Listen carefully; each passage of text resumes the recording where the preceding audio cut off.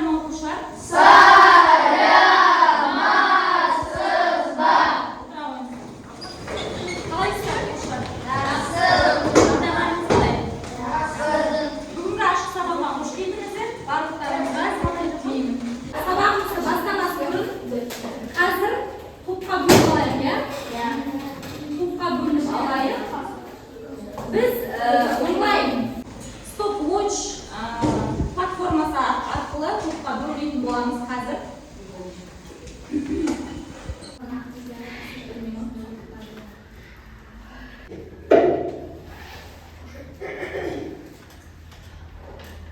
Бірінші топ. Ағайынге темірдан қазір барлық топты бір көрсетейін. Көріп тұр ғой, оқушылар сіздерге жақсы. Бірінші топ. Ағайынге темірдан Лаура Мирас, Ақшөз Дария.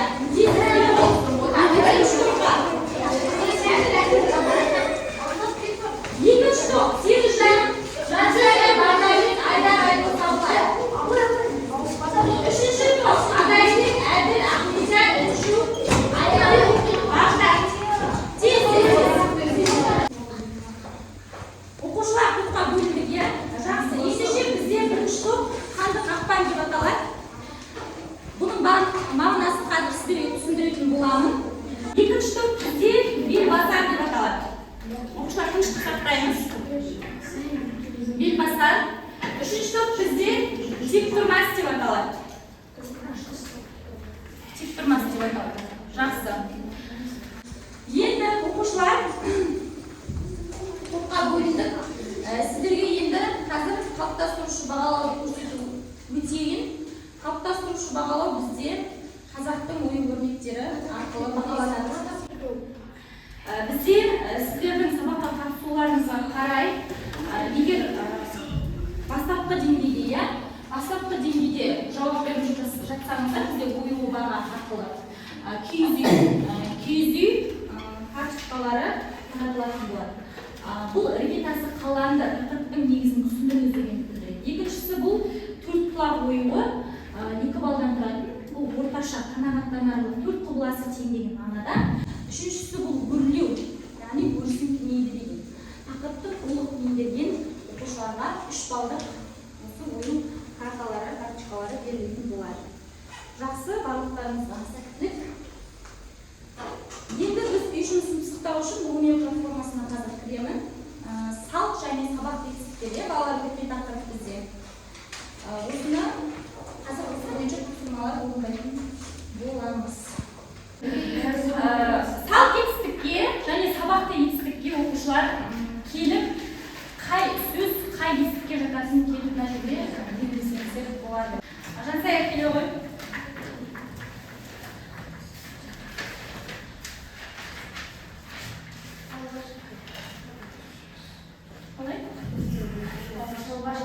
Тауға шықпай, өте жақсы.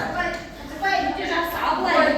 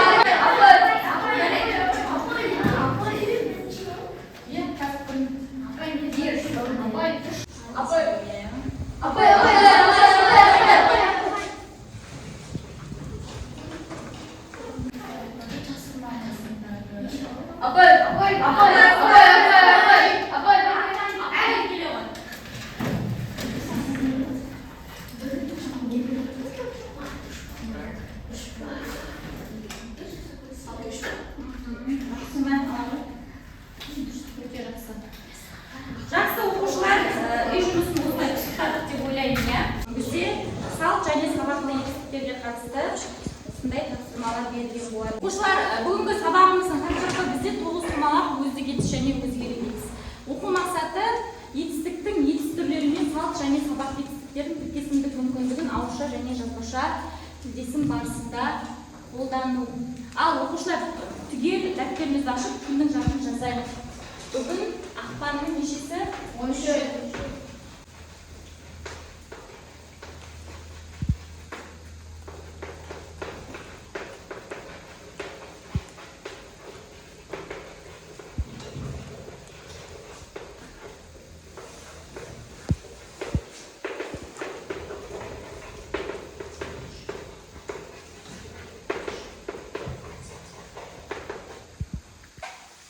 Ал оқушылар жазғанымыз бүгінгі күннің тақырыбы.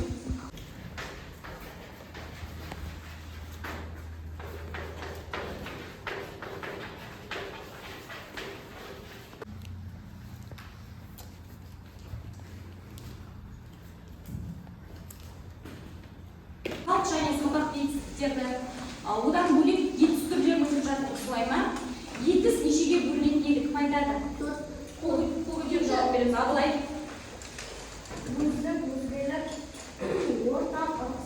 Өте жақсы.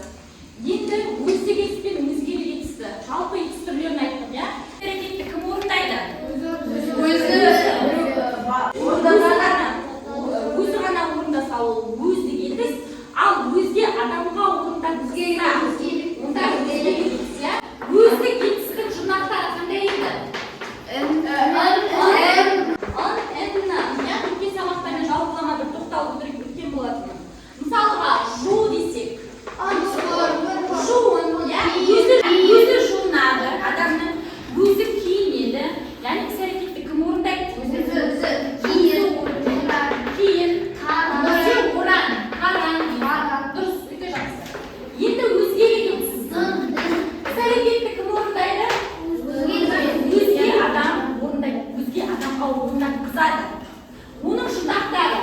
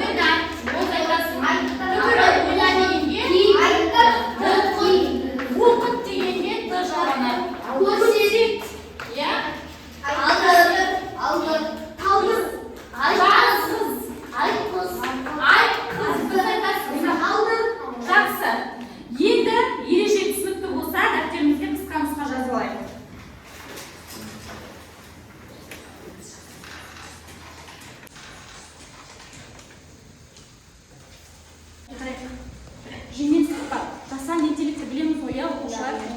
Қазіргі таңда біздің өмірімізге өте қарқынды түрде ену үстінде. Тоғызқұмалақ, біздің тақырыбымыз. Тоғызқұмалақты не үшін? Қалай ойлайсыздар? Қойшылар алгебрасы деп атаған. Андай деп айтшы. Тоғыз заттан тез жасайды да, екінші жағына да жасайды, сосын қойшылар қойдың құмалағын алып ойнайды. Қазақта мал шаруашылығымен айналыстық, қойшылар өзі кезінде 3,5-4 мың жыл бұрын осы жазық далада қой бағып жүріп, мына тоғызқұмалақ деген ойынды ойлап табады.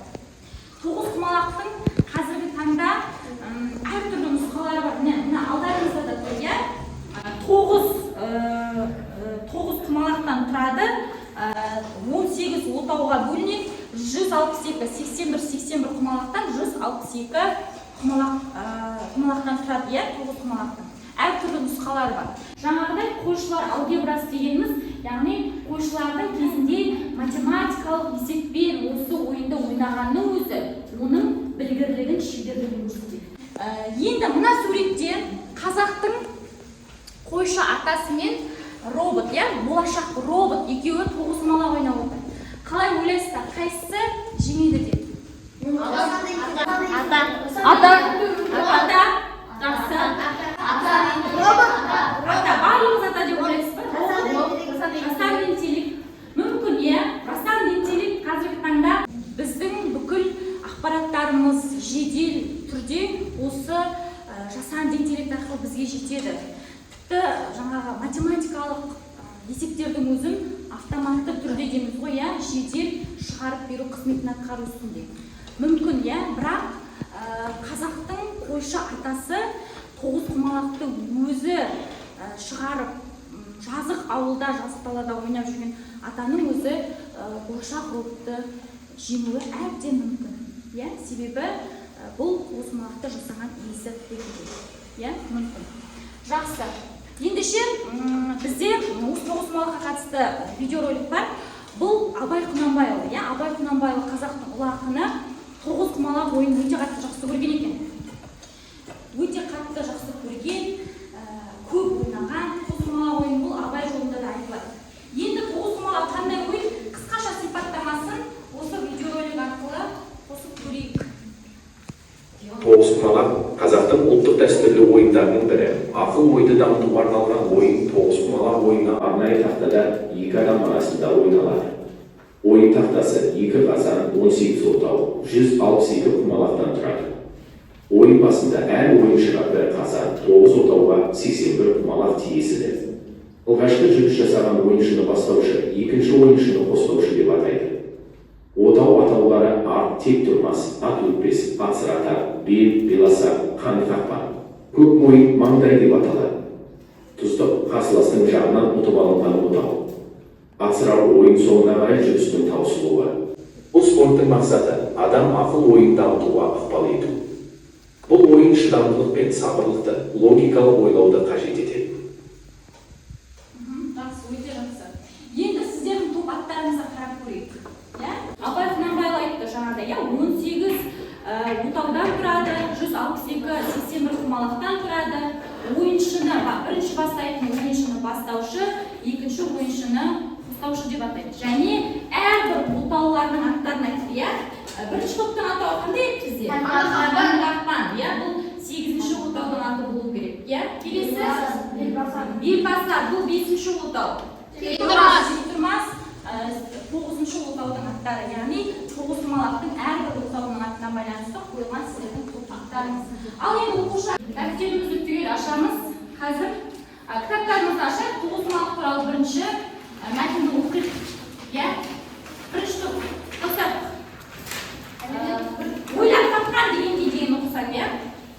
Соған дейін оқи ғой. Орнынан тұрып, қамды қолналы оқи ғой. 9 құмалақ туралы 7-ші тапсырмадағы мәтін берген түгел қарап отырамыз. Әлемде түпкір адамзаттың қолымен ақыл оймен жасалған зияткерлік ойындар мұрта саналады. Қазіргі деректер бойынша зияткерлік спорттың алғашқы үлгілері осыдан 3,5 мың жыл бұрын Африка мен Азия жерінде пайда болған. Археологтердің қазба жұмысы нәтижесінде табылған ойын тақтасы шарпиттес заттар сол уақыттың аралығын көрсетеді. Осындай түркілік өркениетті қайталанбас үлгілерінің бірі 9 құмалақ. 9 құмалақ әлемдік мәдениеттің озық үлгілері мен ой теңестіре алатын рухани ойын, логикалық ойлау спорты. Бұл спорттың басты мақсаты адам ақыл ойын дамытуға ықпал ету, түркі халықтарының ұрпақ тәрбиесіне жауапкершілікпен қарайтын осы ойынның өзі дәлел бола алады. Жасөспірім ерекшінің мол болуымен қатар ақылды болуына да көп мән берген ата-бабаларымыз осы ойынды ойлап тапқан. Жақсы, екінші жалғасын оқиық, екінші топтан. Айдар, оқи ғой. 9 құмалақ қазақтың ерте заманнан келе жатқан спорттық ойындарының бірі. Бұл ойынды қазақтардан басқа қырғыздар, қарақалпақтар, алтайлықтар да ойнайды дейді. Зерттеуші Қаласыздар Сулейменбеков сонымен қатар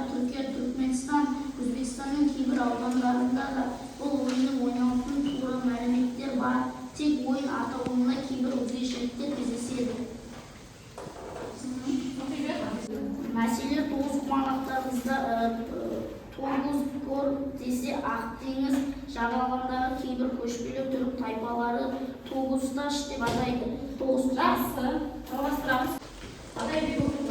Тоғызқұмалақ шахмат, дойбы ойындары сияқты адамның шыдамдылықты, сабырлықты, терең және логикалық ойлауды қажет ететін ақыл ой спорты. Алғашқы кезде бұның 3 отау, 5 отау, 7 отаулық шағын үлгілері болса, бүгінгі күні біз бұл ойынды жетілген 9 отаулық классикалық ережесімен ойнап жүрміз. Тоғызқұмалақ ойыны тек спорт, өнер, ғылым ретінде қарастыруға болмайды. Ол ата-бабаларымыздың дүниетанымы, ұрпақта қалдырған ақыл ой мұрасы. Өте жақсы. Ал мәтін бойынша не түсіндік балалар? Тоғызқұмалақ неше мың жыл бұрын пайда болды? Жарым мың жыл бұрын. Қай жерде? Азия жерінде пайда болған дейді. Бұл да зияткерлік ойын, бұл да ақыл ойдың спорты дейді. Спорт дегенде де ойлап қалмау керек. Тек жарыс, жүгіру, тек физикалық күш түсетін қимыл әрекет деп. Яғни ақыл оймен интеллектуалды зияткерлік ойынның өзі, мысалы шахмат, дойбы, тоғызқұмалақ, ол да спорттық ойынға жатады екен. Мына Талап Сұлтанбеков деген бізде жазушы, оның үстіне өзі тоғызқұмалақты зерттеуші, осы туралы өзінің пікірін айтқан. Тоғызқұмалақты тек қазақтар ғана емес, кімдер ойнайды дейді басқа? Түркі тайпалары, бұл Түркменстанда да, Түркия, Өзбекстан секілді басқа да мемлекеттер, Қырғыздарда да бар деп айтылып тұр. Жақсы, өте жақсы. Енді дәптерімізді ашамыз. 7-ші тапсырманы орындаймыз. 7-ші тапсырманың асы сіздерде мәтіндегі негізгі ақпараттарды бір сөйлеммен тегдеңіздер дейді. Тоғызқұмалақ 3 сөйлем жазу керекпіз, әр қатардан бір оқушыдан шығайық. Үлгі бойынша сіздерде бір ғана сөйлем жазып тұр. Үлгіден басқа сөйлемді аламыз. Мәтіндегі ең негізгі ақпарат 3 сөйлем шығарамыз. және логикалық ойлауды қажет ететін ақыл ой спорты. Қысқа нұсқайықшы, қысқа нұсқа. Осы сөйлемді. Тоғызқұмалақ ақыл ойды дамытады. Сабырлықты дамытатын ақыл ой спорты. Өте жақсы келе ғой.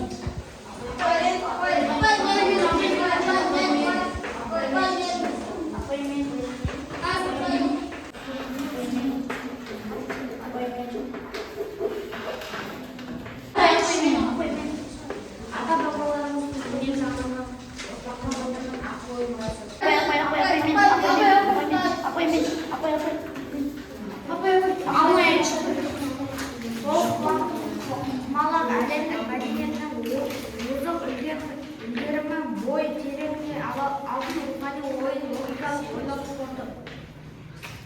Басқа, тағы басқа.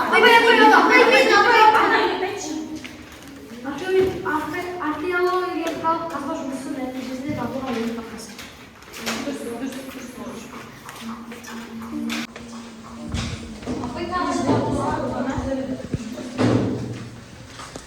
Жақсы, жазайық. Бұр бар.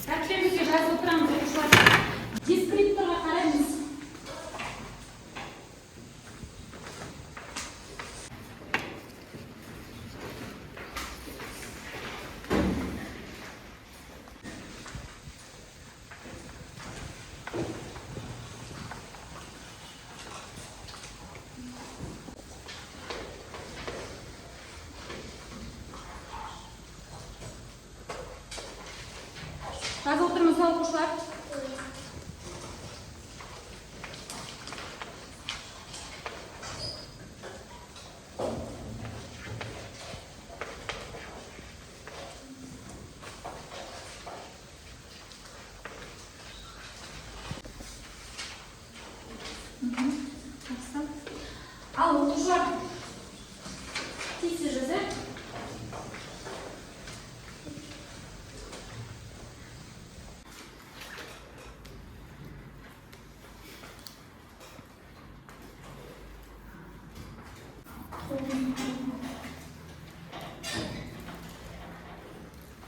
Болдық қоя. Оқушылар енді келесі тапсырма бізде тілдік конструктор әдісі бойынша Wordball платформасы арқылы орындаймыз. Яғни өздік етіс қатысқан сөйлемнің сөздері бізде түсіп қалған, соны сәйкестендіреміз. Бірінші сөйлем күрделі есепті шығару үшін әлі біраз уақыт ойлады.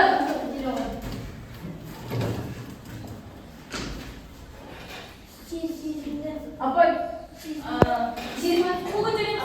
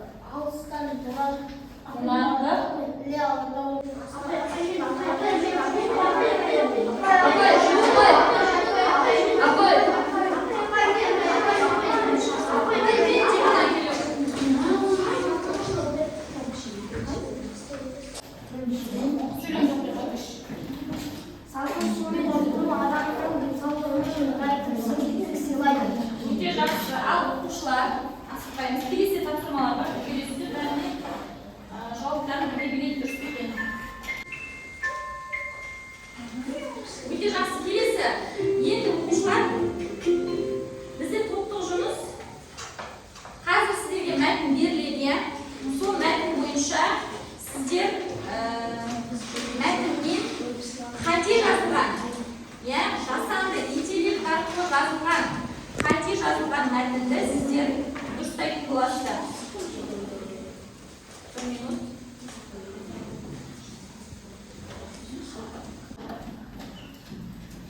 Бізде бұл топтық жұмыс қай топ жасанды интеллекттен ақылды. Соны білетін боламыз. Бұл топтық жұмыс.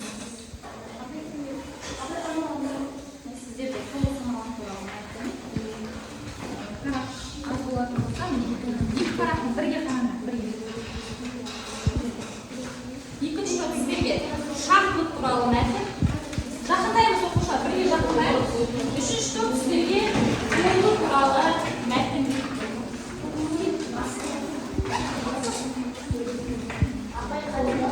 Оқушылар, сіздерге бес бұтақ береді, тез регламент сақтаймыз.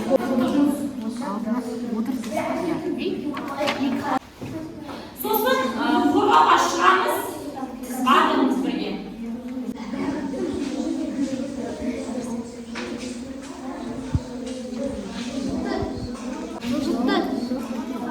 Аяқ үндеу жақындаймыз.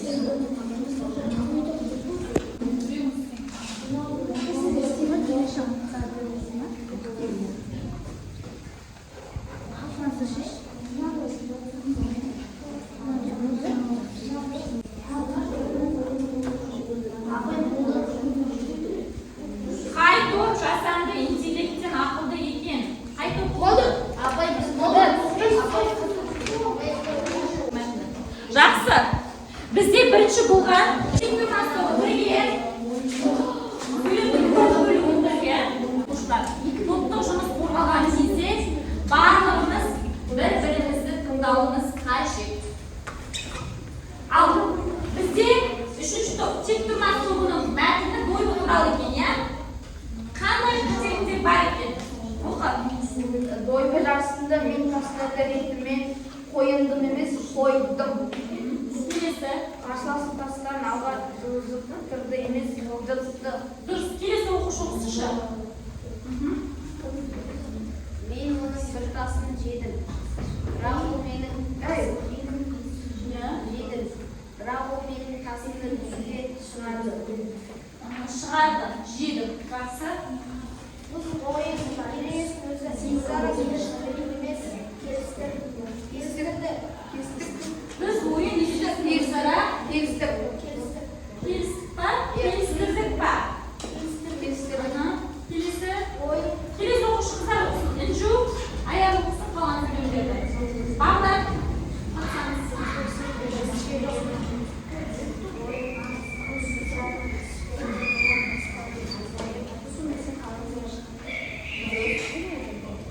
Келесі сөйлем. Күлімсіреп. Туыстың жеңіске жетіп маған күлімсіреп көрінді. Дұрыс па? Бұл жерде сөйлем.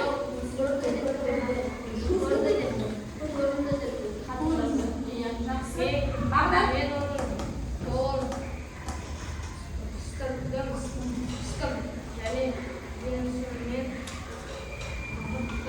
Құттадым. Өте жақсы. Аяғы соң сөйлемді оқы. Соң сөйлемді оқы.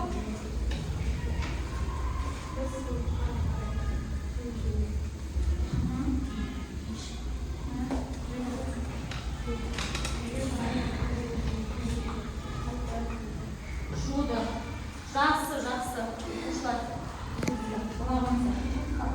Утра ойыңыздар тектұрмас тобы. Келесі оқ. Бейбасар. Бейбасар тобы келе қойыңыз.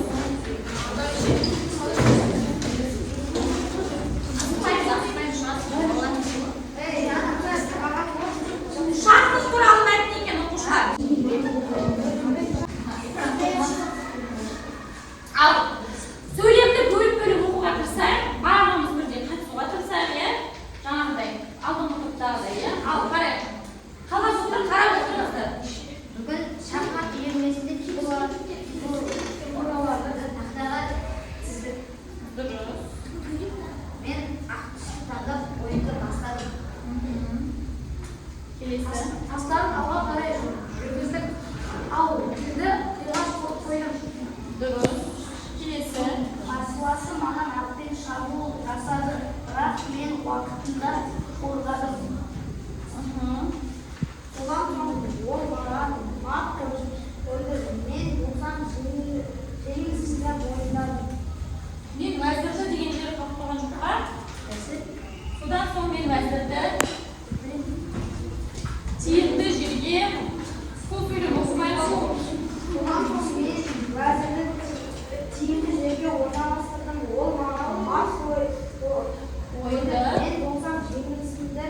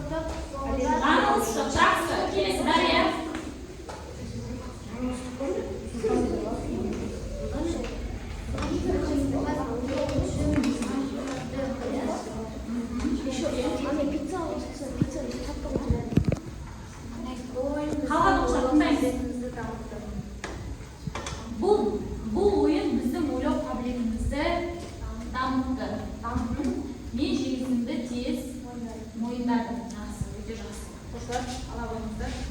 Бір ойын карталары.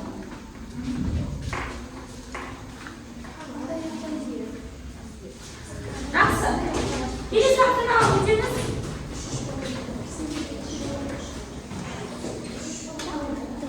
Келесі тапсырма оқушылар әліппеттер әдісі.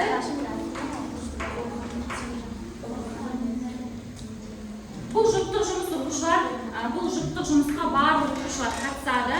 Егер жұбыңыз табылмай қалса, сіздерге қазір өзім айтатын боламын, жауаптары қандай болатынын.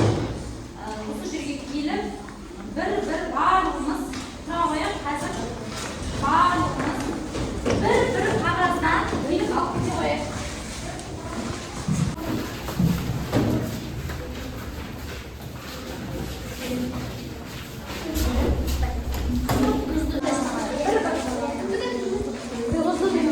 Енді оқушылар сөйлемнің екінші жазысы екінші оқушыда. Бір-бірімізден іздеп табамыз.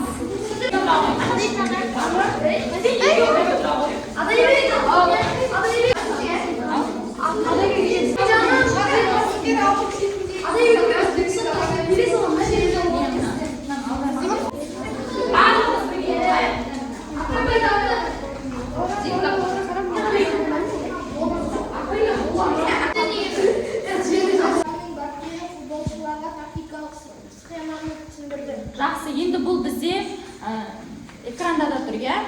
Бізде енді Ахмедиярдың жұбы жоқ, сол себепті міне. Ұлттық құраманың бапкері футболшыларға тактикалық схеманы түсіндірді. Қай етіс? Өзі кетіс па, өзгелі кетіс па? Өзгелі кетіс. Иә, өзгелі кетіс.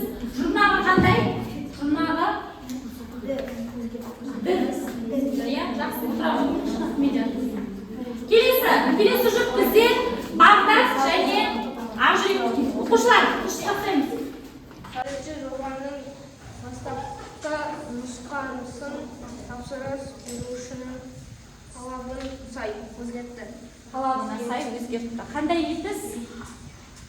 Өзі кетіс па, өзгелі кетіс па? Өзгерді ма? Өзгелі кетіс. Жұрнағы қандай? Дұрыс, өте жақсы ала қойыңыздар. Отыра қойыңыздар.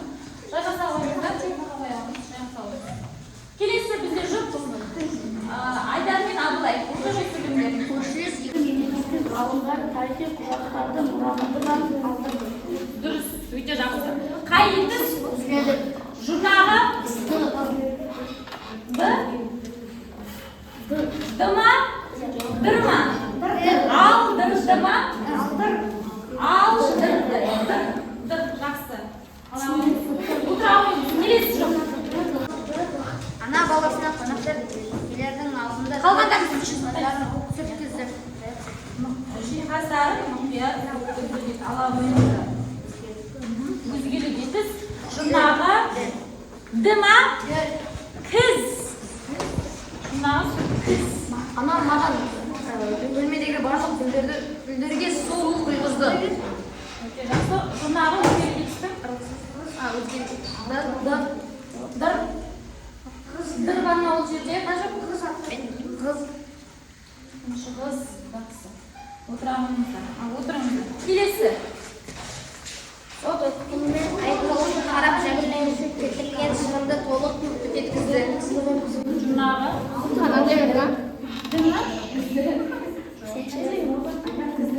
Кіз. Өтеткіз. Т деген бар.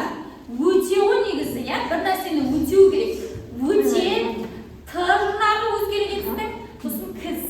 Екі жұрнағы. Отыра қойыңыздар. Жайғаса қойыңыздар. Келесі. Кәсіпкер ауыл шетіндегі бос жатқан жерге заманауи спорт кешенін салдырды. Жұрнағы? Дыр. Қай етістікі? Өзгелі. Өзгері кетіс. Жұрнағы. Жақсы, отыра қойыңыздар. Келесі жұп. Оқу орталығының басшысы барлық оқушыларға деңгейді анықтау кезінде. Жұрнағы?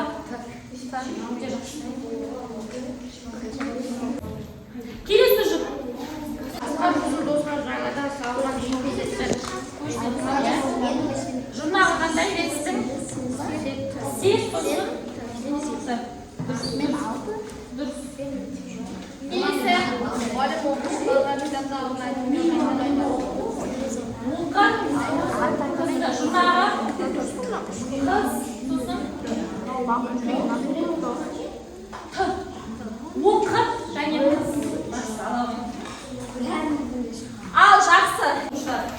сіздің сұрағымдар түсінбеді.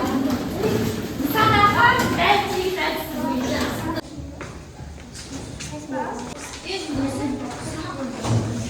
Басқанда көптен жоқ.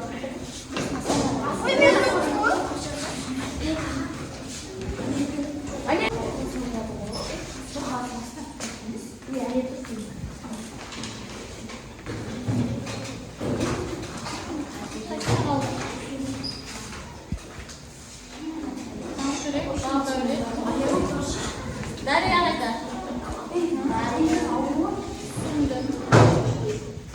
Ал бізде қайсысы қалды? Аяғы кел. Басылмай қалған сіздер екі оқушы қабат басса басылмай қалады. Жақсы. Бүгінгі сабақ түсінікті болды ма? Жақсы. Енді біз қорытынды бағалау тапсырмаларына да келіп қалдық. Дәптерімізді түгел ашып, үй жұмысын жазып алайық, балалар. Үй жұмысын жазып алайық. Бізде үй жұмысы тоғызқұмалақ болашақтың ойыны. Қолдана отыр. Бізде жасанды интеллект Gemini немесе ChatGPT осы екеуін қолдана отырып, осы тақырыпта мәтін жазып келесіңіз. Жарнамалық мәтін міндетті түрде өздік, бес өзгеру болу керек. Үй жұмысын жазып алайық десек. Енді оқушылар бүгінгі сабаққа, белсене қатысқандарыңызға барлықтарыңызға рахмет айтамын. Қанша ою жинадыңыздар? Жинадыңыздар ма? 12. Айдос өте жақсы, өте керемет. 12 бағдар сержант жарайсың. Сибірлан. 10 тағы. 10 9 5 жақсы. 3 бал. Қанша болды?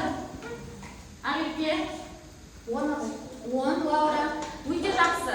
Жалпы сабаққа белсенді қатыстыңыздар. Қандай тапсырма болмасын, белсене орындадыңыздар. Сол себепті бүгінгі сабаққа белсене қатысқан Лаура, Мирас, Темірлан, Ақерке, Кәусар, Дария, Жанисова өте жақсы деп бағалаймын сіздерді. Бағдәулет, Айдос, Абылай, Жансая, Айда, Сержан өте жақсы деп бағалаймын. Ақжүрек жақсы деп бағалаймыз сені де. Одан кейін бізде үшінші топта Інжу, Аяру, Бағдат сіздерді жақсы деп бағалаймын. Ахмедияр, Адабек өте жақсы деп бағалаймын.